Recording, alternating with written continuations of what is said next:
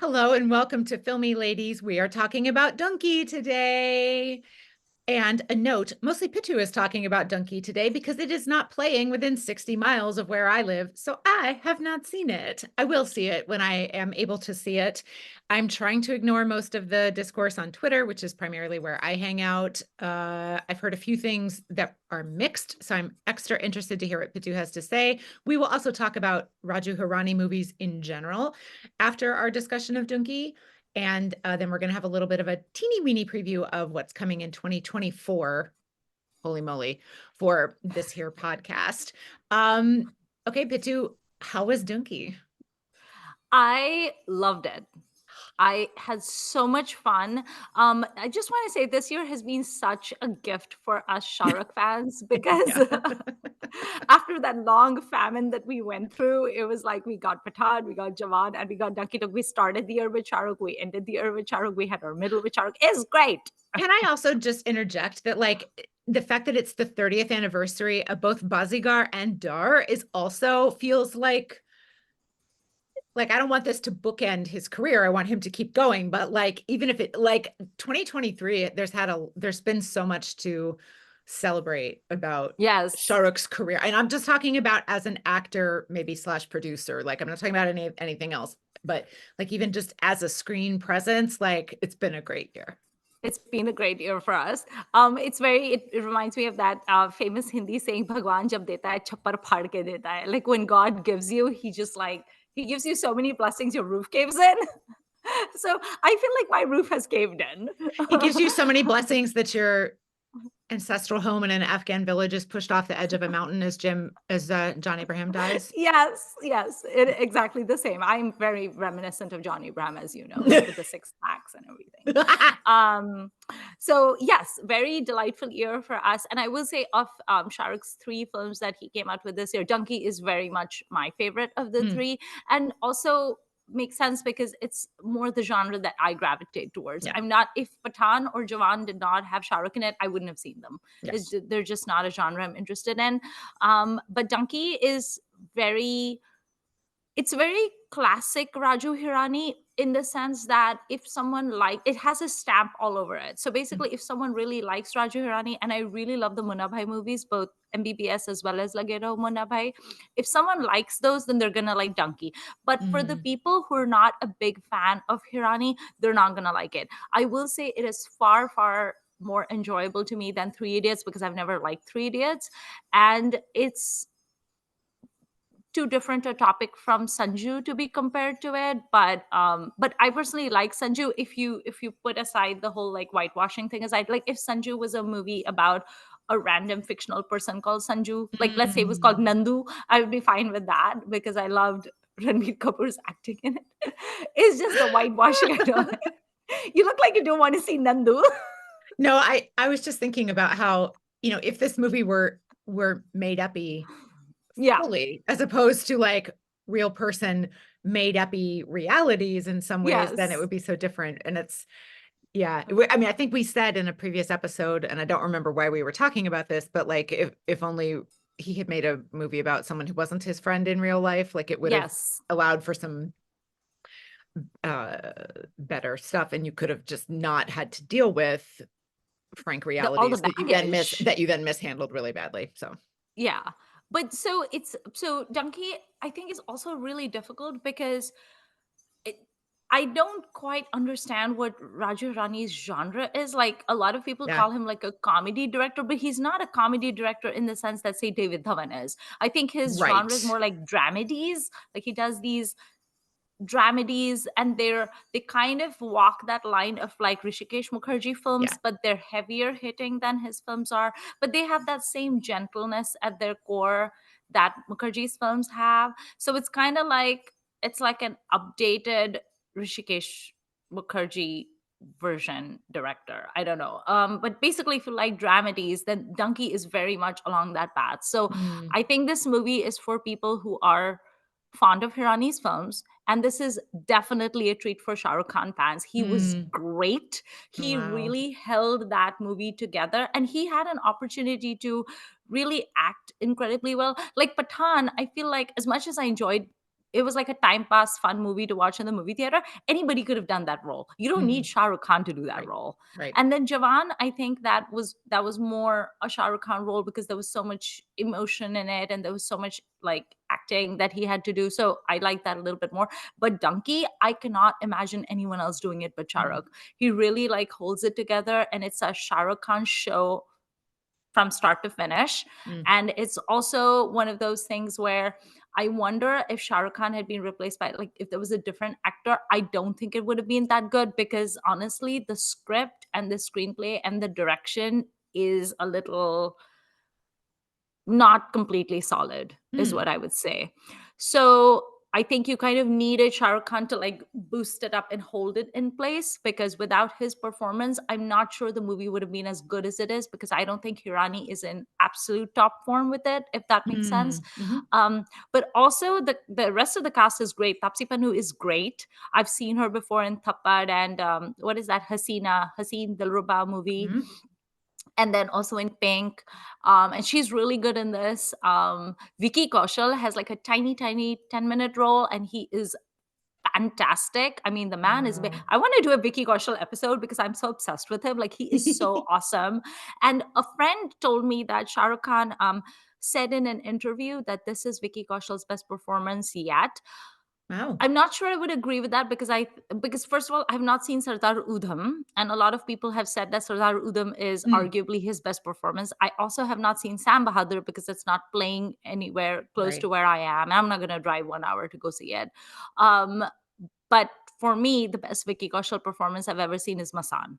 So is this as great as Masan? I don't know, but it's up there. I mean, he's Well, it's hard to really compare a good. 10-minute cameo versus a Yeah. full So I role. don't know about this whole like this is Vicky Kaushal's best performance yet thing, but he is great. Like, it's 10 minutes. The man is so talented. He is so good, and he has such a meaty, tiny little role. He really leaves an impact. I left the theater thinking about him, and he's Wow. there for like 10 minutes. He's Wow. so good. Baman Irani is adorable as usual. I love Baman Irani. He Me comes on screen and he makes me laugh. too. And I feel like I haven't seen him in a while in something that wasn't a little comedy uncle cringe, you know? Yeah, this is Comedy Uncle though. But if it's not cringe, like there are comedy uncle roles or performances that Mm, I do actually like. I mean, I would gladly throw out the whole I would throw out that baby with the bathwater if I could. But since we yeah. have to have comedy uncles, I'm very willing to appreciate the few that I actually really like. So I'm Right. fine with that. And I can't think of anyone current that I would more rather give it a try. Yes. Also, I know that you and I have spoken about this in the past. Like, one of the reasons that you and I hate the whole comedy uncle comedy subplot things is because they often come out of nowhere. Like, Right. especially if you look at like 70s movies or even a lot of 90s movies where it's kind of like things are plugging along and then suddenly there's this little thing with like Johnny Lever or Ranjit or someone and you're like, what? And then it goes away and then the movie continues. And I'm like, you could just have snipped that, Yeah. you know? But in this, his comedy uncle bit is very well integrated. It's just part of the story, and the Mm, movie really is comedic in a lot of ways. mm. Like, it's a dark comedy or like a dramedy, like I was saying. So it doesn't feel out of place. And he's so darling. Like, he comes on screen, and I was just like, Gitu Gulati. That's his name. He's adorable. And then there's two other actors, Anil Grover. Anil Mm, Grover was so good. I have no idea who this man is. I had to mm. look him up. I think he may be related to the comedian Sunil Grover because they look very alike. And Indian people love to name their kids rhyming names. It's like Anil Sunil. I have a friend whose name is Mohit, and I asked him once, I was like, why did your parents name you Mohit? And he rolls his eyes and he says, because we're Indian and my brother's name is Rohit. So we do that. Like, it's me and my cousin. We're like Pitu and Tupu. So I think he may be related to Sunil Grover. He is amazing. He's Wow. so good. So the supporting cast is really fantastic. Shah Rukh is the performances in this movie are really good. And the song Lut Put Gaya, which is in the first half of the movie, is just it's so joyous and exuberant and happy. My whole theater was like my theater was actually pretty full when I went to see Nice. it with my friend. It was really full. It was like a 5:10 show on Thursday night, and it was pretty full. People were enjoying it. People laughed at all the right bits. People were sad at all the right bits. So I think that the theater definitely responded in a good way Nice. to the movie. Lutpat Gaya is just joyous. It's just happy, happy Shahrukh. It reminded me of like the fan song, Yeah. Jabra fan. Like Yep. it has that same kind of vibe. Or even his older songs like Laveria from Raju Ban Gaya Gentleman, like, the whole Basti dancing along with him. So it's very like classic Shahrukh. This film has, I don't know if it's intentional, but there's so many nostalgic looks at like old Shah Rukh Khan characters. Like it's very like Veer Pratap Singh. It Mm. reminded me, like my friend that I went and saw it with, we were talking later about how it reminded us a little bit of Veer Zara, and it reminded us a little bit of Ah. Swades, and not like fully, but like there were so many shades. Like Shah Rukh Khan has just such an enormous filmography at this point that there were just these little threads that we could pick up on that reminded us of those older films of his, and so really worked for like the nostalgia factor as well. Um, Ultimately, the movie is very, it's very heartwarming and it's very sweet. I insisted that my husband go and watch it because he usually only goes and watches a Hindi movie if I recommend it, because he doesn't really watch films. I mean, he doesn't really watch Hindi films, so he might go see it. I was like, please go. I have work. Go.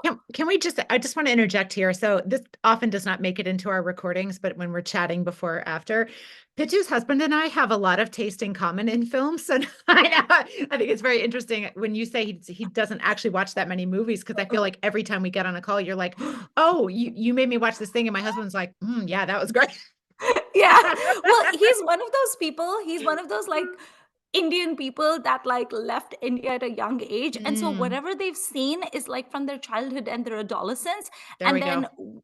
then they stopped watching movies. So it's Right. like if you asked him about like 70s movies, he knows all of them. He's watched every Amitabh Bachchan movie. He's watched all those films of like Yeah. Vinod Khanna and Dharmendra, which is basically your Yeah, that's wheelhouse. my favorite. Yeah. So Yeah. he's like, "Oh yeah, of course, great." But then he stopped watching them later. So like he's not familiar really, but like the Keijo onwards, that whole Sure. thing he's not familiar with. So it's like like I remember when we did our favorite films episode and he was like, "Oh, favorite films, which ones are you going to pick?" And I was like, "Oh, I'm picking Kabhi Khushi Kabhi Gum." He literally calls that movie Kabhi Stupid Kabhi Dumb. So he rolls his eyes and goes, "Ugh, kabhi stupid, kabhi dumb." And I was like, whatever, I don't care about your opinion. And then he said, what did Beth choose? Beth probably chose something good. And then I was like, she chose Parvarish. And he was like, oh yeah, that's a The one good with the one. submarine. He's like, that's a great one, actually. That's wonderful. And then he told his best friend that you were going to watch Parvarish. And he was like, oh yeah, Parvarish. Yeah, good one. And I was like, y'all suck. So he's like stuck in that zone, Hmm. and so he doesn't know this zone, so he doesn't know any of these movies. So now he only knows these movies if I tell him to go and watch them, and he primarily watches Malayalam movies Oh, and I interesting. don't watch them, so it's Yeah. kind of like we just have very different like movie tastes. But what was I saying? Oh yeah, so I insisted that he go watch it as well. It's very heartwarming, it's very Yeah. sweet. Ultimately, it is a typical Raju Hirani film in the sense that it does try to be very simplistic. It's what the film says about immigration and illegal immigration in general is a little bit naive, more than a little naive. Mm. The implication that there should be no borders whatsoever, there should be no visas, people should be able to go wherever they want depending on their need, is a little naive. I don't know how that works in the modern world. It There's didn't really work in the ancient world super well. I mean, right? Like the idea no, of citizenship has been around for a long time. Like people yeah, love to label who is and isn't them, right? So like that, yeah. I don't know if we as a species are capable of a borderless, It's at just least in terms of living. I don't know if we can do that. I don't know if we can. I don't know if we would want to even. But the film does make a lot of very, very good points about talking about how immigrants are treated. And I think that's Mm, very important yeah. because Yeah. I have a lot of family in the Middle East. And I know that the way that the Middle East in particular Yeah. treats Indian or Yeah. South Asian laborers, for instance, is horrific. Yeah. My Yeah. aunt used to work for the Indian High Commission in the Middle East, and Mm, the amount of human rights abuses that go on completely unchecked. The entire economy of the Middle East runs on the back of Indians. Like yeah. if there weren't Indian people, like that movie A Day Without a Mexican. Yeah. It's like that. Like if there Yeah. was a day without Indian people in the Middle East would collapse, and they Yeah. are taken so advantage of. It's completely barbaric. I have so much hatred for like the Emirati countries and the Middle East, because I know firsthand from my aunt, because the Indian High Commission would basically have to swoop in and help Mm, the Indian immigrants. Just the human rights stories my aunt can tell you, like mm. Indian maidservants, Indian nannies whose passports would be taken away by their Middle Eastern, you know, Employers. like employers, and they would hide them in a cupboard and lock Mm, it. And oh, you didn't do this task well. Women would literally show up at the doorstep of the Indian High Commission with marks, burn marks from like irons and things like that. They would be starved for days because there's literally no vigilance, there's mm. no human rights, and ultimately it ends up being the responsibility of the Indian High Commission and the people who work for it to step in, and they're Yeah. treated like absolute dirt. Mm, So I think the fact that, I mean, clearly like in the Western countries and like the US and the UK and places like that, it's a lot better, but it's still very, very it's screwed not up to good. the, Yeah. yeah, to the point that I'm a US citizen, and I do not tell anybody young living in India anymore to migrate to the US, Right. because I got lucky. I moved here before 9/11, so I got my green card Mm, super fast, and I got my citizenship super fast. It was a breeze, because before 9/11 everything was a breeze. I have friends who have been in this country, no joke, for 15 years. They work at big, big, huge FANG companies, or they work in like big tech or big finance, make gobs of money. They do so much for this economy. They still don't have a green card. yeah. Yeah, Yeah. citizenship. They don't even have a green card. And I Wow. have so many American friends who have no idea what that means. What it means Right. is, if my friend loses his job or his wife loses his job, they would have to sell everything if they couldn't get a job within X amount of days, which is Yeah. like 60 days or something crazy. They would have to sell everything, leave. Their kids are in school.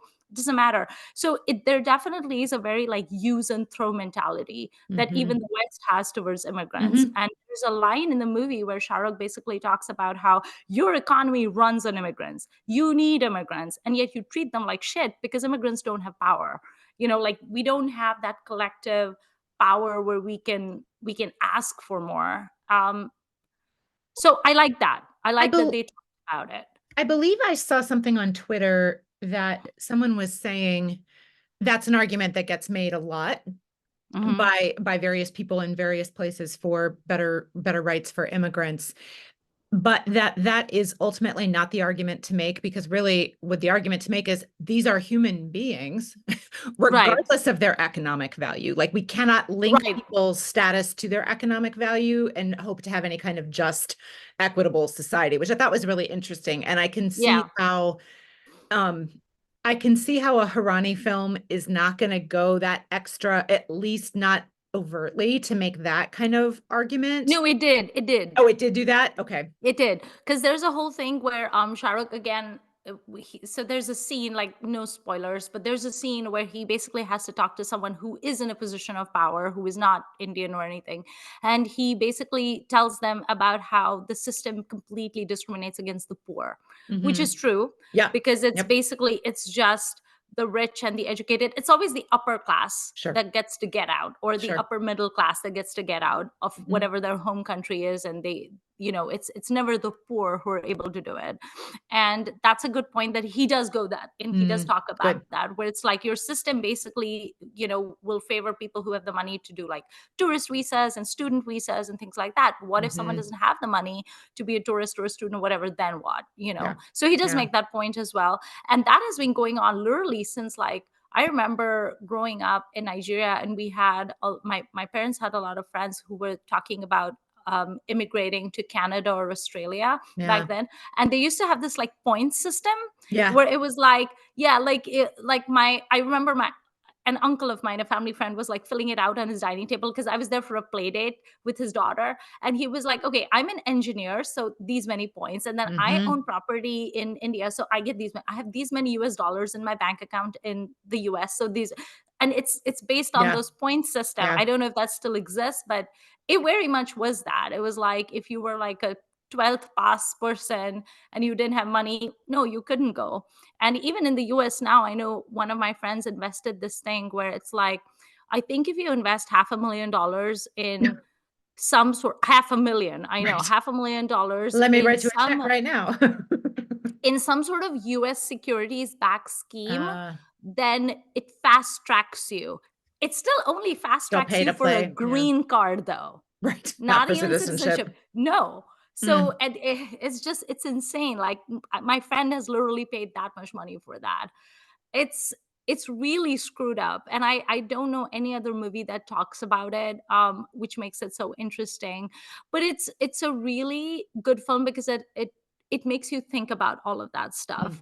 mm, And the film essentially also, in a way, its messages, don't immigrate, whether it's legal or illegal, mm, if you're not sure of how you're going to be treated, which is mm, exactly the position I have, which I mm, would not tell any Indian student at this point to come to America. I just wouldn't, mm, because you're just not going to get a green card for at least 20 years. So mm, you're never going to have that stability mm. that, say, I have, and I only have it because I got lucky, Yeah. because my Yeah. application went through before 9/11. So at this point, it's just not worth it. It's better, Mm, if you really truly want to live in India or whatever country, and you want to emigrate, you need to look for a country that's going to really fast track whatever your residency situation is going to be, so that you're not always beholden to a visa. right. But Right. the US is not it at this Right. point. Right. So I like that it really talked about a lot of stuff, and that was what made the movie interesting to me, that he tackled these very, like, heavy subjects,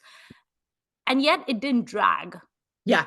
His When you movies don't drag in my, I mean, that is one thing I will certainly say about him is they, in my memory, they clock along really well. Yeah, the pacing was really good. It was a 2-hour, 40-minute movie. There's Mm, really only one song, which is the Lutpat Gaya, which is like the big hmm. song and dance number.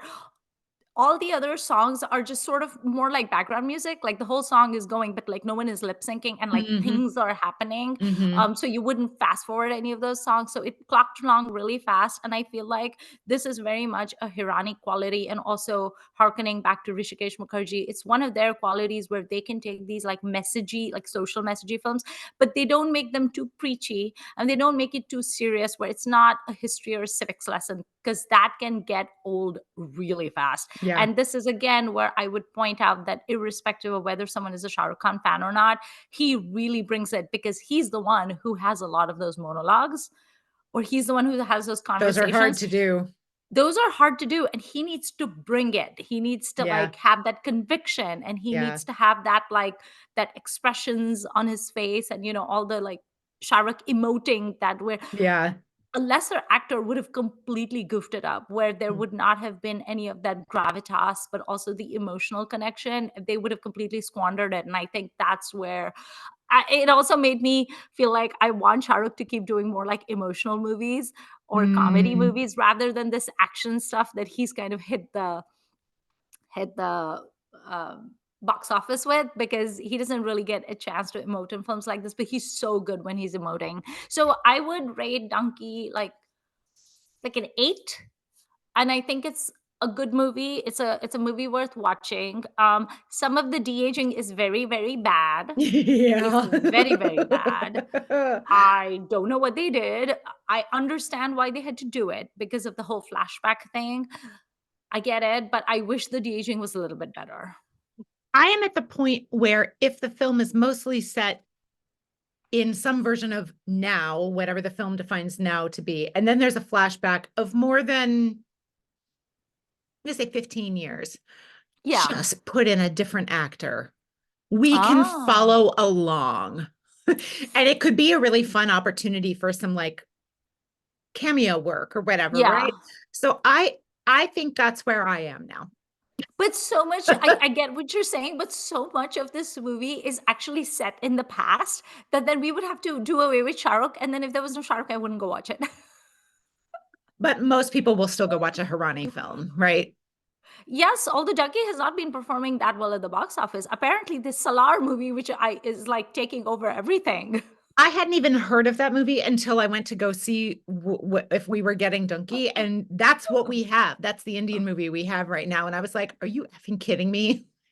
So here's the crazy thing. So I don't go to like an Indian movie chain to Right. watch. I go to my local Cinemark, and so Cinemark sometimes they'll send me like emails about like special things happening, which I'm so happy. I remember I texted you immediately. January 1st to January 7th, they're celebrating 20 years of Return of the King, so they're going to show all three Lord of the Rings movies. I was like, yes, I will be there. So I'm very excited. I will be there crying like Yes. snotting all over my Kleenex. Is going to be such a great time for me. I'm already excited for January. But so they send me like special emails, like they send people special emails. They sent a special email out about Solar. And this is Interesting. Cinemark. So it's basically a primarily American audience Yeah. where it was like a big old poster of Solar. And they were like, now showing Solar, advanced bookings open. And I was like, what the Okay. heck? But no, Dunki has actually not been doing that well at the box office because Solar has taken over. And we also had Um, Animal for 2 weeks. We usually get the Indian films for a week. So yeah, I really don't know what's going on with the AMC in my town, which is where the Indian movies yeah, come. And I was like, what? Come on, guys. Nicole I Kidman, hear know. my cry. Get us some Indian movies. So where uh, y- you talked about this a little bit. Like, let's talk about Hirani films a little bit. Mm, He's not my most favorite director, but I do same. think he has things to say. He's trying to do things. When I was looking back at his filmography, I've seen all of them except Three Idiots, which I'm on record as saying does not look good to me in any way, and I have no desire to watch it, and that's fine. Um, You should I still watch it just so that you Ugh, know, no, just so you can know what other people think about it I and you can see guess. it's I am not the biggest fan of Three Idiots either, but just watch it once. You don't have to like it. I don't think I've ever rewatched any of his films, Same. even though I would say Monabai is my Lage Rahu Monabai is my favorite, I think. And I've never rewatched it, which I was just realizing today. And I really liked PK quite a bit as well when it Mm, came out. I wonder if I would still like it now. And I remember at the time thinking, I wish it had a little more tooth to it, like it that it yeah. actually like like if you're talking, if I'm going with a sort of eating metaphor, like the idea that his films are trying to chew on some things and whatever, but I wish he would like give a little Take a bit of big bite. give some fang to these things that do need to be criticized, right? Or, Mhm. you know, and I think that's just not his way, and that's absolutely okay. But for me, I wish they came down a little harder, as I Mm, recall. But again, since I've never rewatched any of these, maybe that's maybe I just didn't catch something, maybe it's a subtitling issue, whatever. But the gentleness of him sort of is maybe a little too gentle for me. But I also do yeah. really like when films are gentle. I think there's a great need for that. I think there's a need for some gentleness but with thoughtfulness in our general world. Like, but that doesn't mean you're not saying something. It doesn't mean it's not about anything. It just means that you present it in a slightly gentle way, I guess. I don't know, but yeah, so I have kind of mixed feelings about his films. I certainly think he's a relative force of good cinematically. I was reminded on Twitter that he was accused in the Me Too movement that swept through India, which I had completely forgotten I about. think I that is don't when VVC parted ways with him.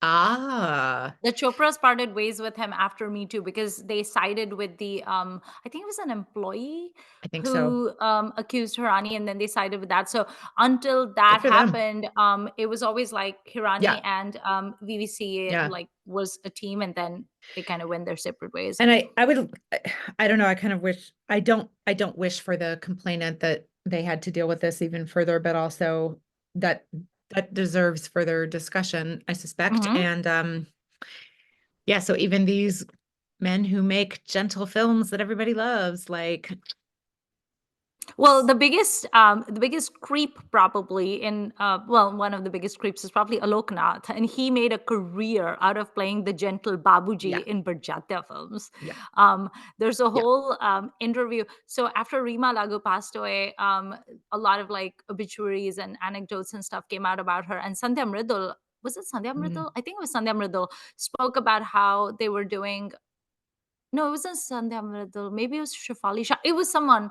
They said that they had gone on their first international like shoot for the movie, and Alok Nath would basically get drunk and he would come knock on their door. And Rima Lagu basically was like a mother hen, and she essentially Mm. protected this young actress, and basically was like, first of all, that man is bad news and stay away from him. And also she Wow. like shepherded her throughout the location, trying to keep her safe from him. And it's like the whole unit knew, is what I'll Mm. have to dig that up. But I was just like, wow, Yeah. horrible. So yeah, don't go On by people's screen good or what they manners. produce. Yeah. What so sorry, go give me your rankings of Hirani films again. I mean, I'm like you. I like his films, but I don't like love them. Three Idiots Yeah. is okay. PK is okay. I do like the Munna Bhai films, but that's primarily because I just find Munna and Circuit so Yeah. adorable. Like Arshad Yeah. Varsi is so great. Yeah. Sanjay Dutt is so hilarious. I like Vidya Balan Yeah. in the one movie that she's in. One of my favorite, most heartwarming, tear jerking moments that I love is the scene with Sunil Dutt, because I have such a soft spot for Sunil Sure. Dutt. And there's a scene where Sunil Dutt is very upset with Sanjay in the movie, and he says, "Tumhari wajah se meri pagdi utar gayi. I had to take my turban off." Like I was just like, because it was so reminiscent of what happened in real life. Like this Right. man, Sunil Dutt, and his wife built an entire life as these amazing people, and then they have the son. Um, so, but I don't rewatch those films. I think, like you, I feel Yeah. like they're kind of too gentle for me in a way, and I don't know what that says about me, because I feel like the world is very shouty and films are very shouty, and it's so nice to have someone who has the confidence as a writer and a director to make films that are It's a good not point. shouty, because Yeah. imagine how much courage it takes to make non-shouty films in a very, very That's a shouty really good world. point. Yeah. Yeah, Yeah. I mean, you could just phone it in and just keep making like action movies or masala movies, knowing that they're going to mint money. Why bother putting in Mm. the effort to make a movie like Dunki or whatever? So it's like, on the one hand, intellectually, I appreciate his films, and I feel like I should appreciate them more. But somehow they just don't do it for me, and I don't know why that is. Maybe it's because I've been raised on this. So here's the thing, like, I've been raised on a very binary appreciation of films, right? Like, I either love the Kejo Yash Chopra films, which are like Sarso Ke Khet and White Chiffon Saris and the big dance numbers. Like, I either love that, or then I love the art films that I grew up watching on afternoons on NFDC, like on Doordarshan, Mhm. right? So I love those categories. But then when it's middle of the road, I don't know what to do with it. And we spoke Yeah. about this in our Jaya Badri episode, where Yeah. we don't know what to feel about that in a way. Mhm. So I think that's why Hirani doesn't work for me, but he clearly works for a lot of people, Mhm. because his films do go on to make a lot of money. I mean, Mhm. so maybe it's just you and I who don't. I know so many people that love Three Idiots. I don't, Right. but Right. I know it's a big thing for a lot of people. So I don't know. Which of his films would you say is your favorite if you had to pick? I think Lage Rahom Munabai. Okay. Yeah, I probably think. same for me. But again, like I do like Sanju though. I haven't seen it since it was in the cinema, so or right Yeah. after. So I even bought a poster for it, like and had it Oh mounted. wow. So like I have that somewhere. I don't in my house. Like I had it up for a while, Yeah. but now I'm like, I don't want to watch that movie again. Like I mean, I again would happily watch it on a plane, I think. Yes. Yes. um, but of all, I mean, I have this ocean of unwatched things, and it's hard to prioritize these as a rewatch. But Yeah. maybe I'm really missing out. I'm very willing to admit that I might be really missing out. I don't know. Do you have any other Hirani or Dunki thoughts before I have a couple of other questions for you about other things? Yes, I have a Hirani thought, which is Tell also a me. donkey thought, which is that whoever is in charge of wigs and hair in his movies is very bad, because Tapsi Pannu has a wig in this movie. It is very, very terrible. It was very Or Topsy distracting. Panu, like the naturally curly haired women, I feel like just get the short end, and she has amazing hair. So like, Or they do what are the you doing? opposite. Do you remember Anushka Sharma's Yes. perm wig Yes. in Sancho? It was so So bad. bad. I don't understand. So I feel like Rajkumar Hirani needs to take stock like immediately of the hair situation in his films, because I do not approve. Shah Rukh's hair in this movie is also terrible, and this Oh is a man who no. is known for having gorgeous Good hair. hair. His hair is like all over the place, to the point that it was so shaggy and moppety, and it was very Scooby Doo, and I was like, it doesn't need to be trimmed. Does it need to be cut? I couldn't tell. It kept falling over his eyes. It was like an English sheepdog. And then I was like, do that. I couldn't tell. But the hair in his films is very, very bad. Mm. So yes, that is my one very big complaint about Hirani films. You must have good hair in your films. Learn from the Or at least Chopras. not distractingly wiggy, you know. Yeah, I remember I was watching an interview of Ashwini Bhave a few like months ago, and she was just like walking down memory lane. Like she's been out of the movie industry for almost 20 years now. She lives here in the Bay Area, and they were just chit chatting about different directors. And her first film was Hina, Mm. which was a Raj Kapoor production, and she was asked about it, and she said the one thing she remembers to this day is how particular Raj Kapoor was, and how like the Kapoors in general, like RK Productions, is so persnickety and so particular, and it's like Mm. they even cared about what shade of eyeshadow. Like Rishi Wow. Kapoor cared about what color eyeshadow she had in a song, and then for continuity's sake, he like yelled at a makeup man or something where he was like, "No, she had that eyeshadow on. You need to put that on." And I was like, "Wow, okay, no wonder their films look good." Mm. Um, but so I was like, yes. So let's channel some of that. Let's channel some of that RK energy into the wigs in Hirani films. Nice. So, Nice. yep, I would say people should go and watch Dunki. It's very good. And Shah Rukh Khan especially should not miss it. So, solid 8. I want to move us now into a totally unrelated topic. I saw this discussion happening on Twitter and I wanted to bring it to this podcast. It will be old news by the time this episode airs, but that's fine. Favorite movies that use snow? That you snow, what does that mean? Like movies with great scenes that have snow in them, or snow as a Oh. metaphor, or just even visually. And, you know, if you have Indian entries, obviously those are most relevant here, but whatever. कभी कभी the song तेरे चेहरे से Ah, नजर नहीं हटती नजारे हम क्या देखें. I mean, sizzling chemistry. They could have, like, Rishi and Neetu could have just like melted all that snow around them because they're just so hot. Like, you know, yeah. when Rishi just like grabs her by the hair and it's just sounds like, "Whirr, rawr," you And know. they're so like young and cute and like playful, Oh, and that works in snow really their well. chemistry is just so amazing. Like, they're just like heart eye emojis the whole time. So I love that, and then I love all the snowball fights in like in Chandni and in films like that. So I would say all the snow covered Swiss Alps Hmm. in Yash Chopra films. Hmm. Um, I think there are a lot of beautiful scenes of snow in Lutera, Hmm. which are kind of like melancholic and sad and don't have any of that giddy delight that the Yeah. Chopra films have. But then that Yeah. is Lutera's, like the sadness of that. I love that. Like snow can be so beautiful. One of Yeah. my favorite films of all time that I love to watch and cry, and I love as a Gen Xer, especially is Snow Falling on Cedars. Have you seen Ah, it? I have not. It has Ethan Hawke, who was very much one of my crushes, and it's Mm. so beautiful. And it's based on a book called Snow Falling on Cedars, and it's really lovely. And there's so many beautiful shots of like the Pacific Northwest, and it's Mm. just these like hushed woods, and it's Yeah, like the hush. dark, and then just the snowfall. That movie is a visual delight. I mean, it's also a Mm. very good movie. It's a romance, Mm. and it's like a doomed romance, which I Mm. love doomed romances, but just so pretty. If you want to appreciate like the hushed beauty of snowfall, then Snow Mm. Falling on Cedars is a favorite of mine.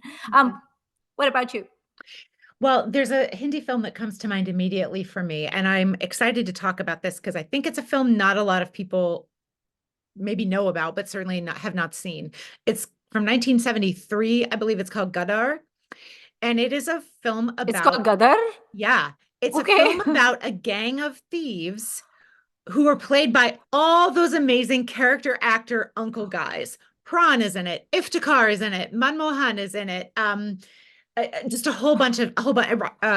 Ranjit is in it because, of course, he is. Like, so they play a gang of thieves and they pull off this heist, and then they flee up into the mountains, Mm.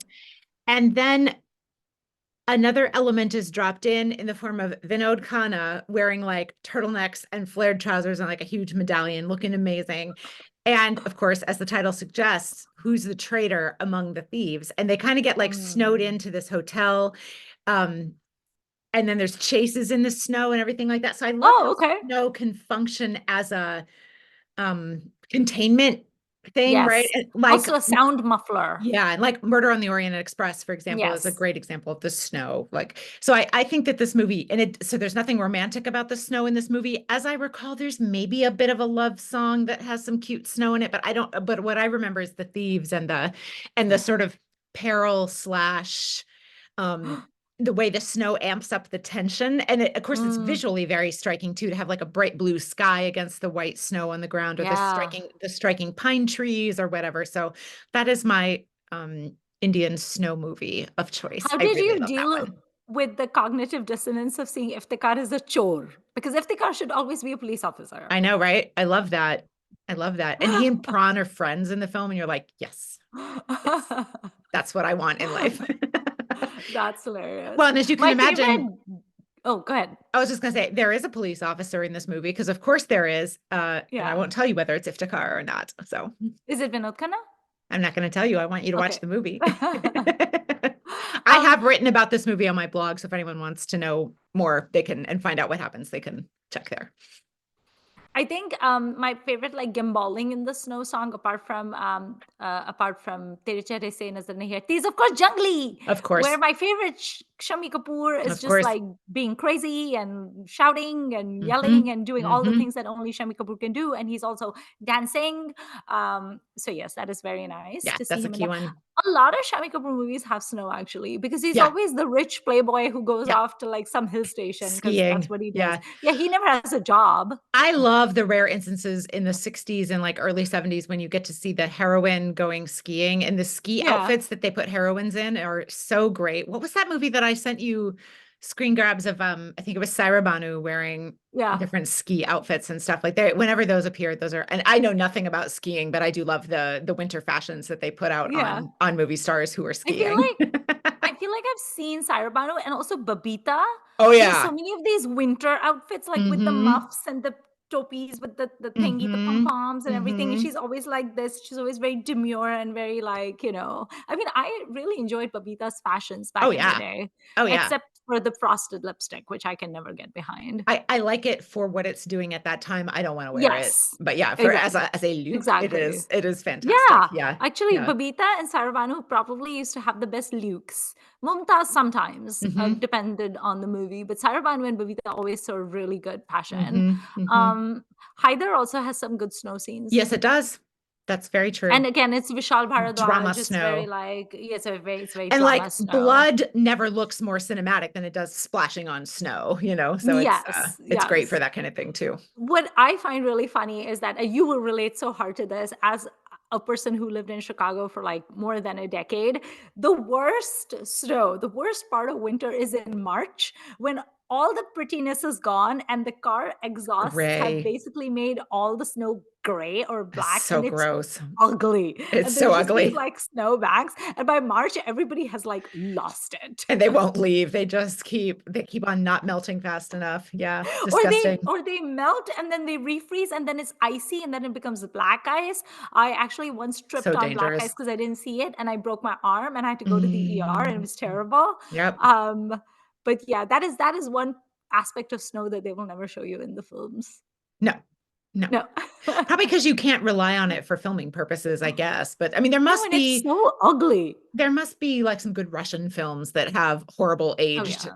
end of winter snow in them. And if people filmed more in Chicago, you could get more of it, but or New York, and they're gonna have it too. But yeah, it's gross and dangerous. As snow is so many things, right? It's beautiful and soft Yeah. and romantic and a fresh slate and kind of wondrous that it exists. And then it can be life-threatening. It can be limb-threatening. It's ugly. It's uncomfortable. Like it's so It many can things. completely like block you into your Yeah. house. Like Yeah. there was one year in Chicago, I remember when we had the polar vortex. I used to hate that Mm. phrase, polar vortex. It's And yeah. literally I couldn't open my door because Yeah. there were like 3 feet of snow outside. I was like, yeah, okay, I guess I'm snowed in.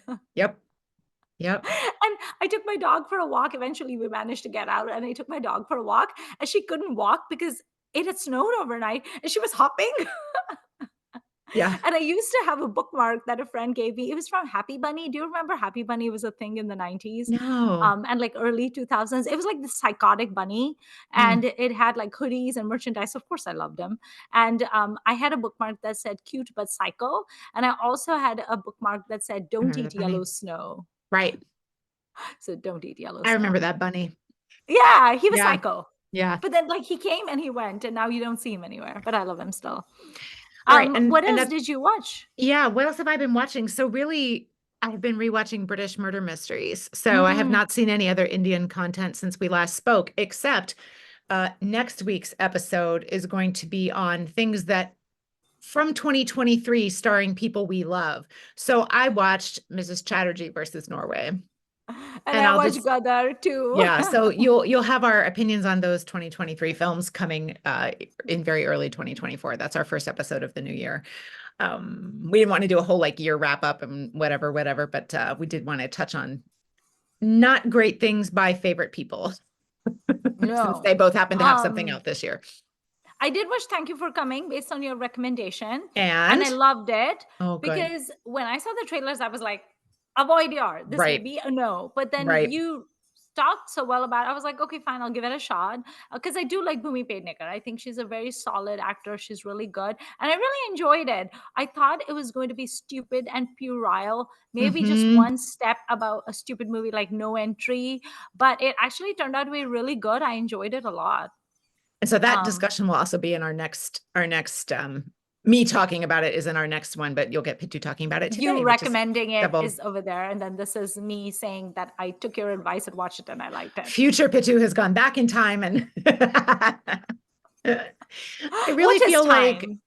I really feel like this film was deeply mismarketed as a like a sex farce, and it's really not at all. And that's kind of a, her understanding some things about her sexuality are actually is, kind of the metaphor for her understanding things about herself. And it's really not Hmm. it's not about sex in the way that they make it seem, nor is the treatment of sex in the film, I think, is sort of screechy and puerile as it is in the Yeah, trailer. And I just Pitu and I were kind of talking offline about is this the hardest kind of film to market, maybe, like because it's it about is. women and sex, so right away there's a challenge, but it's also actually not really about sex as much as they're making it seem, but also it is somewhat, and those are important things to talk about, so it's like it's a bit.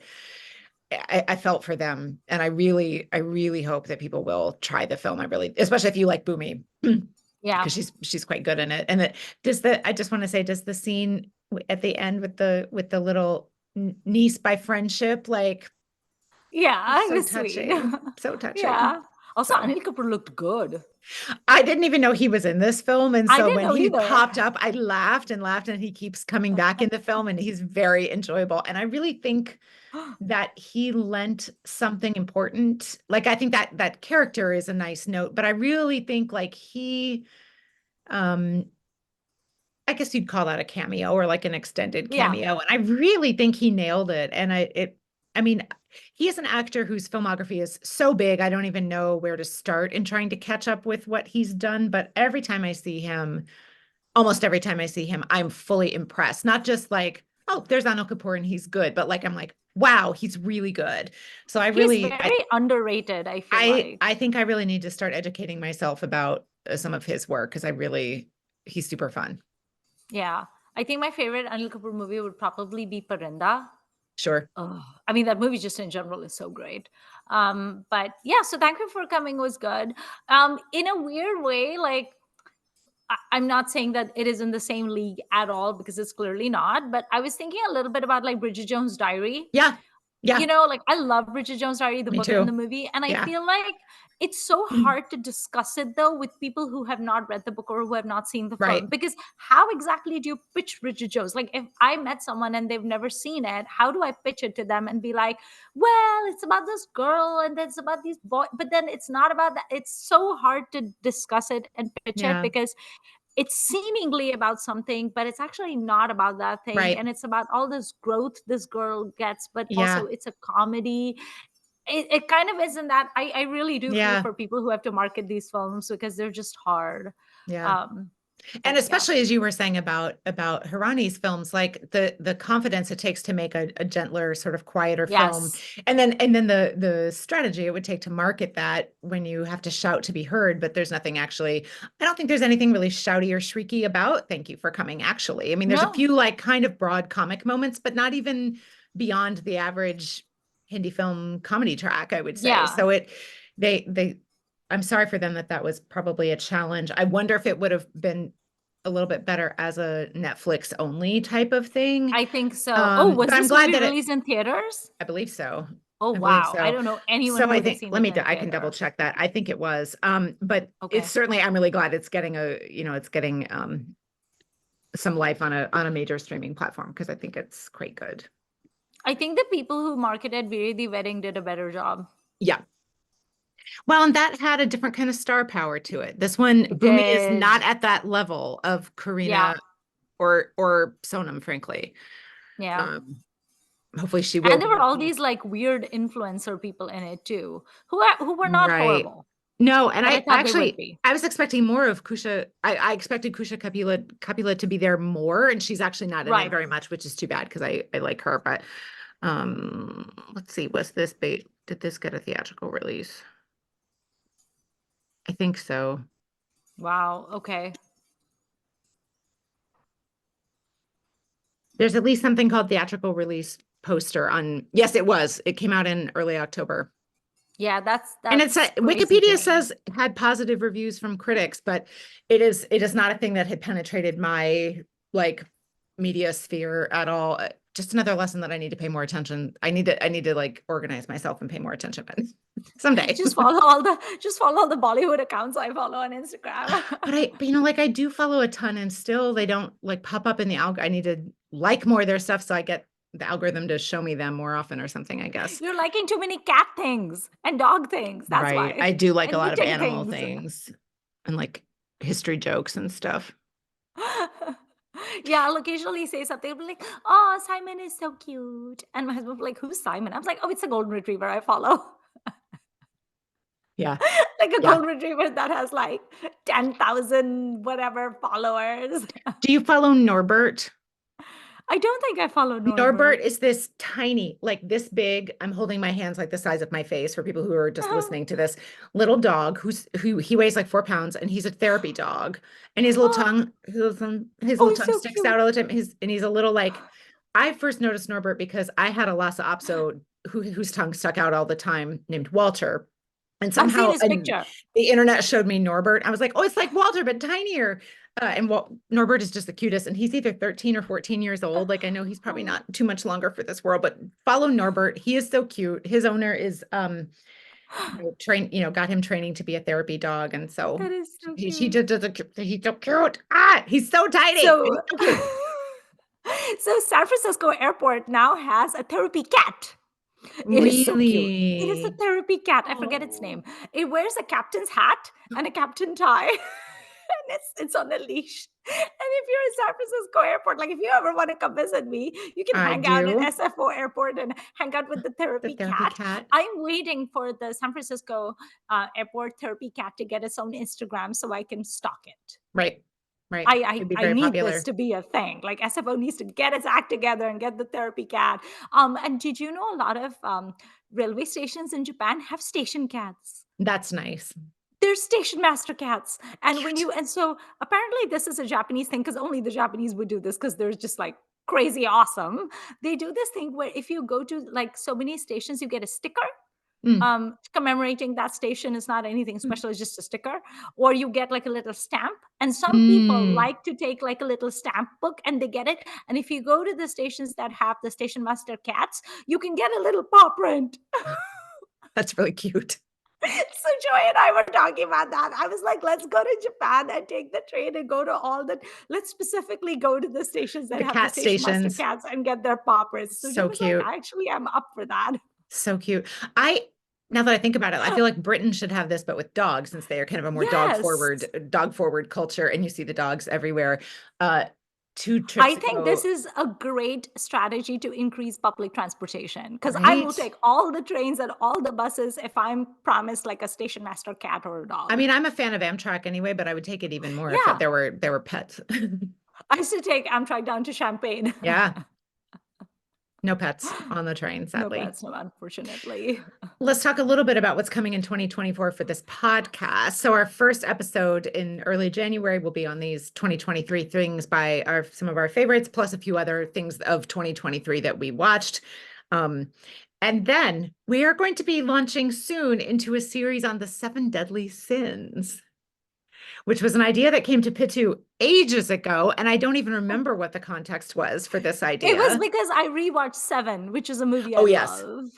So So in yes, Seven, there's the killer who, the police investigator. It's set in Chicago, yeah. and the detectives are trying to determine why this serial killer is killing people, and they determine that he's killing people that are committing the 7 deadly sins according to him. So he kills one person associated with pride, and one with lust, one with gluttony, whatever.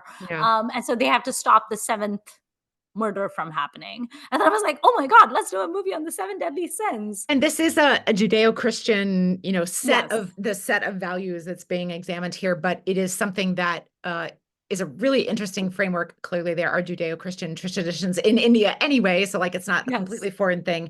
But there are a ton of movies that talk about these things, regardless of their initial, where they got that set of principles came from. And obviously, a lot of these principles are going to be uh, criticized by many belief systems. This is not unique to Judeo-Christianity in any way. So we're going to do that. I don't know which one we're going to do first, but we're kind of building up an The interesting first list of sin films. is technically pride. So we'll Pride. start with Okay. pride. All right. So maybe we'll start with Pride. I think And we'll have to I have, probably will watch Abhiman, which literally means pride. there you go. I mean, I I feel like mean, I'll have to. any standard film hero has a lot of pride. So Yes. like it'll be easy. That'll be an easy one to pick things for. But I'm excited to see where we go with that. Probably be taking a format of each of us watches a film of our own, kind of Yes. investigation and compare what we can with that. So it's going to be a nice free form, like any era, any language, Yeah. any director, any writer, any star. So that should be It'll really, be so much really fun, fun. I feel like. Yeah. Yeah. I'm very excited for the gluttony episode because I'll probably be defending the gluttons in it. I'll be like, well, what's wrong with that?